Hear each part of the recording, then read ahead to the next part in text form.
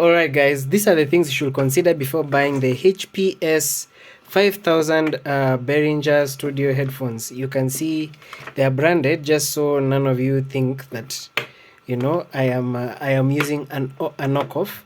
I bought this some time back. I have probably stayed with them for close to 3 years, and they have been serving me well. But these are some of the things that you should note when you go to buy these, and you should see them, I think, within the first week. One of them is that these earpads here fell off the day I bought them. They started falling off the day I bought them. By the time a week was over, these were completely gone. Sorry about that. These were completely gone. There was nothing remaining. You can see the labels are actually falling off, proof of use. You see, this was actually gone. Actually, by this point, I've put it together with glue. It is really trying its best, and I feel like this was the most disappointing part for me, because I went back to the shop from where I got them from, and I asked whether they had replacements, and they told me there are none. But I have seen on AliExpress you can get them. You can buy replacements for these, so those will be out of pocket, as they are supposed to be, because they don't come inside the package. You don't get an extra pair of these inside the package.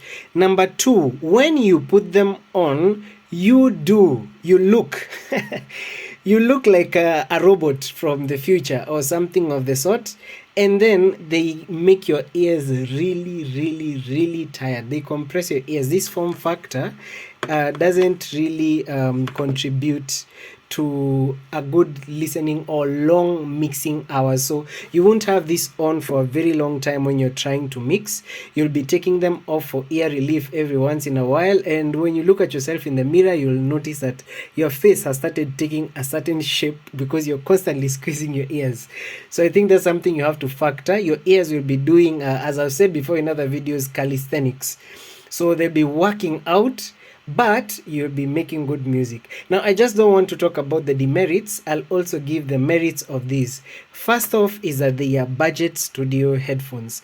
As I have said, they are the first pair of studio headphones that I got when I started music production, and they are lovely in terms of the sound.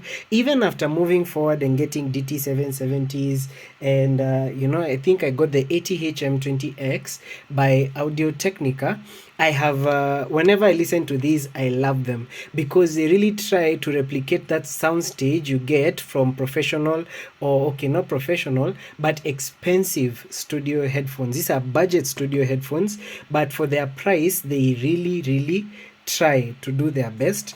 You can clearly see that they are open back, which means that these are not good if you're trying to mix in quiet environments. Let's say you're trying to mix in your bedroom and you share your room with a roommate or something of that sort.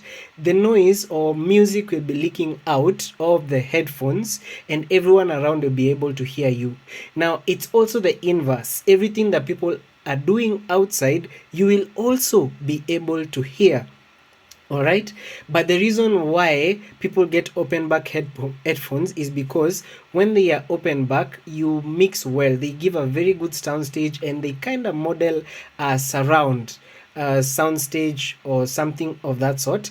The other thing is this one's frequencies don't start from very low. They're not like the DT770 Pros that begin from 5 hertz. I think these ones start from around 20 and above. I'm not even sure it starts at 20, maybe something like 30, because one of the things I knew is that I couldn't mix on these and hear very low frequencies, and whenever I'd mix on this, it will translate very different to the speakers in the living room, to the speakers in my room, to my own headphones, So I think all in all, coming to the conclusion of it, do I advise anyone to get them? Yes, I do, especially if you're starting up on a budget. These are really good for the budget, for someone on a budget. For the price, they sound amazing. They will do a good job. If your mix sounds good on these, it will likely, because it takes time for your ears to get used to them, it will likely sound better. And the more you get used to them, the more you'll notice if you get new pair of headphones, it will be harder to mix using the newer pair, because your ears will also have to get used to it. But these have mixed for me some very lovely songs that I made, and I distributed. All right, it's just that thing of having this fall off on the first go, the first time I got them. That was discouraging. That made me feel so bad. And also the squeeze they put on your head, you know. But I think with that, you should be able to make an informed decision about this. If you have money, let's say you have around $50, you don't have any more money, and you want to just get something that you can quickly start with, go for these. Immediately go for these, you know. But if you can spare some more money, or if you have maybe some more cash, you can get something like the ATH M30X, ATH M40X, and maybe above. Those will be quite expensive, but for now these are still in my studio. I think that says enough. I will end the video there. If you have liked this video, please leave a like, please subscribe so I can be able to see you guys in the next one. Have a lovely day.